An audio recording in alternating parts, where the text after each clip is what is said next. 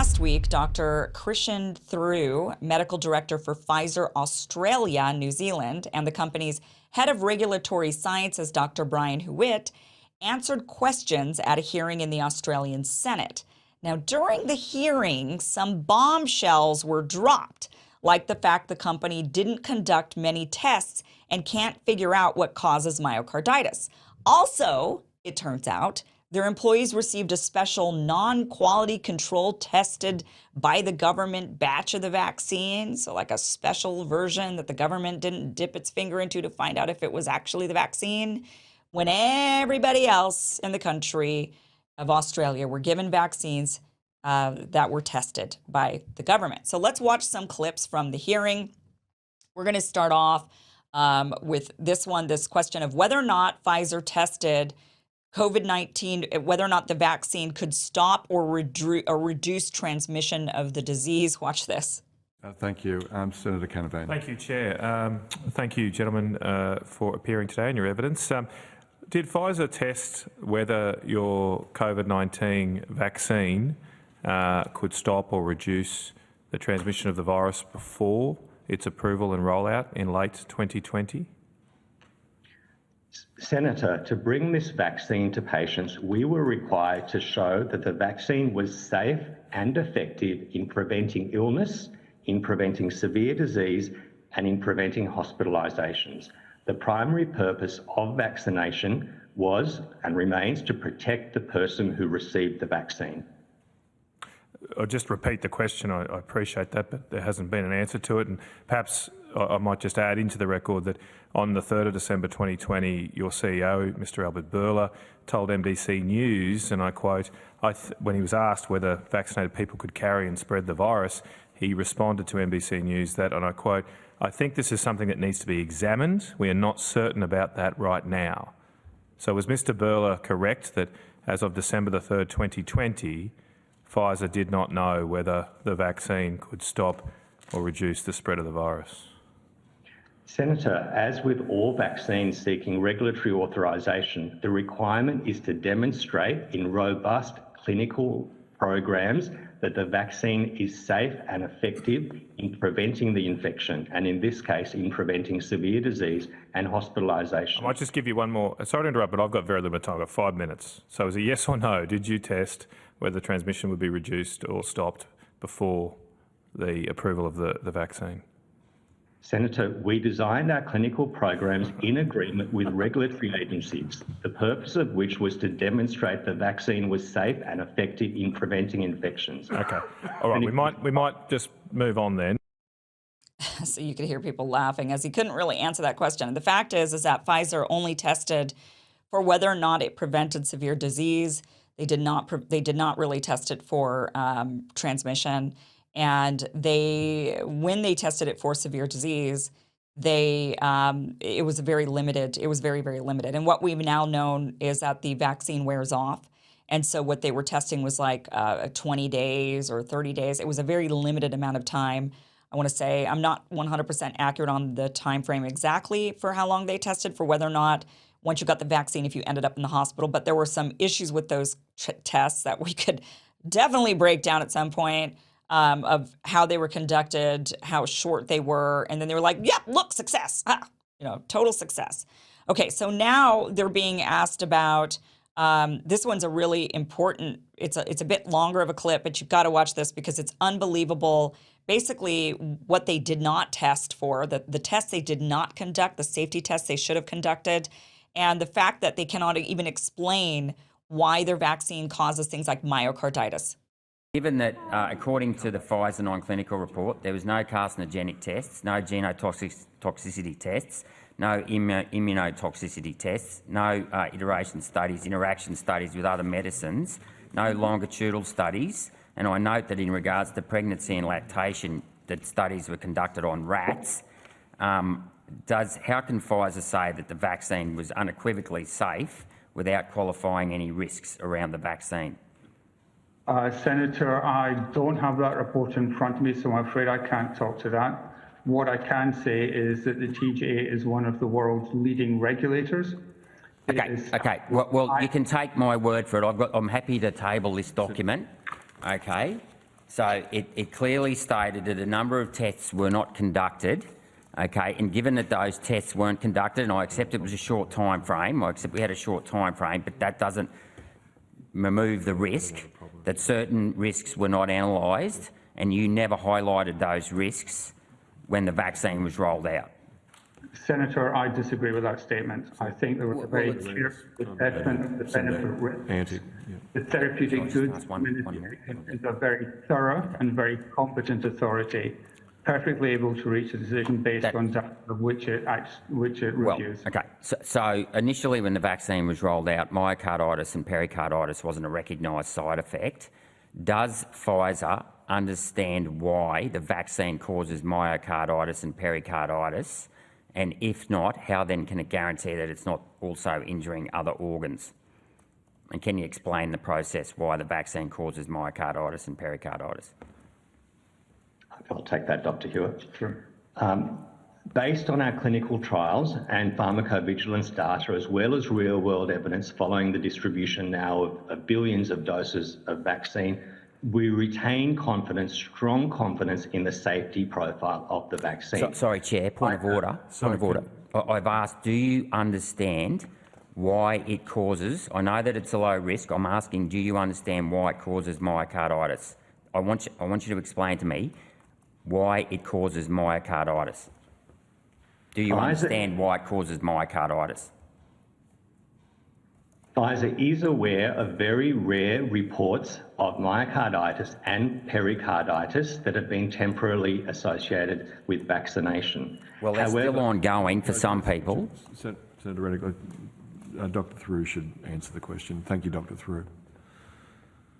According to public health experts and regulatory authorities around the globe, the number of reports of myocarditis remains small. I'm not referring to the number of reports. I want you to explain to me the mechanism of how the vaccine causes myocarditis. Do you or do you not understand the mechanism of why the vaccine causes myocarditis? It looks to me like you don't. And if you don't understand it, why are you saying the vaccine is safe without qualifying the risks? So, Senator Reddick, I think Dr. Thoreau is actually about to get to that point. Whether people agree, whether there's agreement to his evidence or not, is another question for others to make a judgment on. But if Dr. Thoreau, if you could again go to Senator Reddick's question. Senator, all medicines, all therapeutic products and vaccines have benefits and have side effects as well.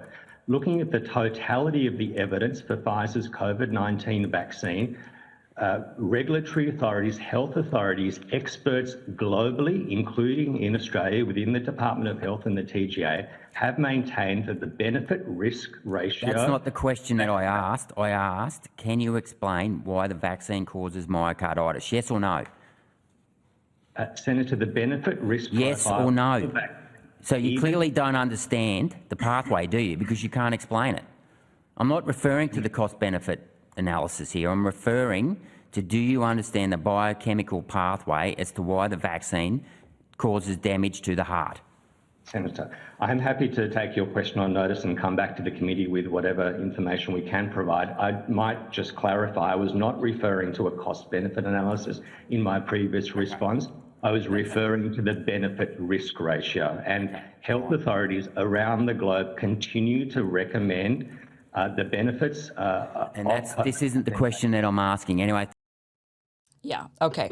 So the fact that they don't know why it causes myocarditis and pericarditis is extremely alarming, because how can they then tell us confidently that these other vaccines they're rolling out, you know, they got the bivalent vaccine and every other iteration of the COVID vaccine, how can they tell us that don't worry, you know, don't worry, it's totally safe?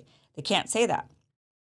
They should at least be trying to figure out why it's causing myocarditis and pericarditis, and maybe informing the public along the way what it is that they're discovering. But they're not. They're clearly just.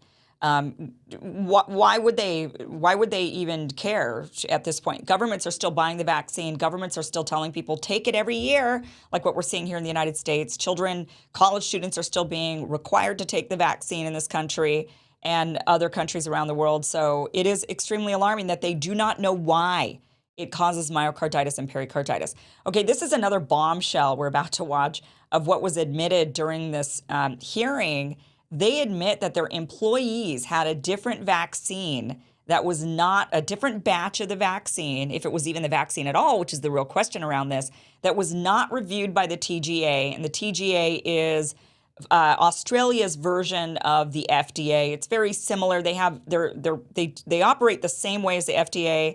They do have a few more functions. They take on some of the functions of the Drug Enforcement Agency and a couple of other regulatory. So they have their scope is a little bit larger, but otherwise they do the job of the FDA. And it's important to note that the TGA is also user fee funded. So they also take money and are funded by the companies that they're regulating. So watch this clip of them admitting that their employees got a different untested batch, and here's why they're going to tell you they did that. We've read that your vaccine mandate was using your own batch of vaccine, especially imported for Pfizer, which was not tested by the TGA. Is that correct? Senator, so Pfizer undertook to import a batch of vaccine specifically for the employee vaccination program, and that was so that no vaccine would be taken from government stocks that was being delivered to clinics as needed. Thank you. Oh, sure. Yeah, we just wanted to make sure we weren't taking from the government supply. So that's why the government regulatory agency did not, in fact, test this batch, quality control test this batch, maybe because, maybe it wasn't an actual batch, maybe it was saline, maybe they were doing some extra tests and they had some amped up version of the vaccine that they were testing out on their employees. I don't know what they were doing. We can only speculate. But it's odd, isn't it, that they would give their Australian employees a version of the vaccine that was not tested by the Australian regulatory body. That's a bit weird.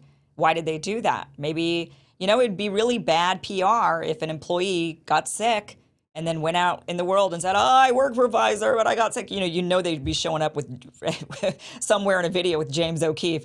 I just totally got sick. They made us take it. But instead, what did they get? Because we don't know, because the government didn't actually test that batch. Interesting and weird. Then they go on to say that they did mandate the vaccine and some of the people in their company left. Watch this. Did you enforce your mandate on your colleagues, your employees? Did you enforce it? Did you sack anyone or refuse to pay anyone who refused to take the injection?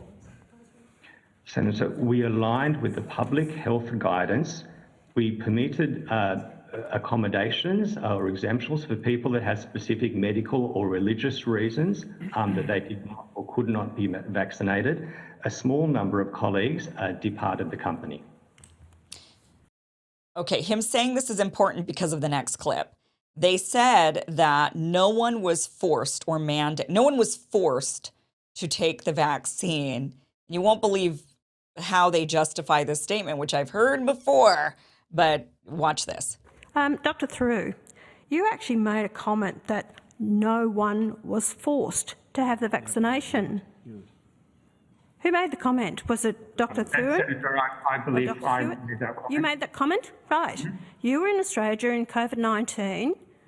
You must have been fully aware that people, nurses, doctors, people to have their jobs, to keep their jobs, were forced to have the vaccination. Now, do you retract your statement that they were not forced? Senator, no, I believe firmly that nobody was forced to have a vaccine. Mandates or vaccine requirements are determined by governments and health authorities. I believe everybody was offered an opportunity to get a vaccine or not get a vaccine. I don't believe that anybody was forced to take a vaccine. A lot of Australians will disagree with you on that one. Yes, you were given the opportunity, don't you know, to take the vaccine. And if you lost your job, you lost your job. If you weren't able to go places, you weren't able to go places. You were given an opportunity to take the vaccine. Nobody was forced. So, yeah, I guess we're playing semantics here. Nobody was held down and the jab actually injected into them. That didn't happen to anybody that we know of. I'm sure there maybe, it depends on in certain facilities where a person didn't have the ability to speak for themselves, maybe that happened. But all in all, he's right, I guess, if we're going to play the game of semantics, that nobody was actually forced into the vaccine. They didn't come around and jab you, and grab you and jab you. Just absolutely ridiculous. You were instead given the opportunity to take their vaccine. So that was a hearing in Australia. We're getting just more answers. I would imagine there's going to be more hearings like this around the world as we move further and further away from the pandemic, because then people start to look back, reflect, and get angry and start to say, wait a minute, we were totally lied to and things were not the way they were supposed to be, and we ended up losing a lot of freedoms. And we're going to see more hearings like this with more angry lawmakers would be my guess. But bombshell, some revelations there, and just, again, just eyes glossing over hypocrisy and insanity from some of their answers. All right, I want to tell you guys about 4patriots.com. That's a company that's dedicated to helping Americans prepare for whatever comes their way. So whether it's a natural disaster or another pandemic, so help us, or even just supplies to get you through summer and winter, 4Patriot has the products you need. They offer a wide range of survival gear like thermal blankets, generators, water filtration kits. They also have many choices of survival food kits that range in size from 72-hour food kits to an entire year supply of food. And I'm a big proponent of that. I really think people should have a supply of food in their pantries to help get them through. Just, you never know, disaster could strike. I was raised in the state of Idaho where many around me believed in 1 year supply of food for each individual, but really you should at least at the minimum get yourself a 72-hour kit, but probably a 2 or 3 week kit, because even a natural disaster could knock out power. A pandemic can knock out the grocery store shelves, right? And so you might want a few weeks of food just on hand. So head to 4patriots.com, use the promo code Kim at checkout, and you're going to get 10% off your order. Again, that is 4patriots.com. Use the promo code Kim at checkout and get 10% off your order.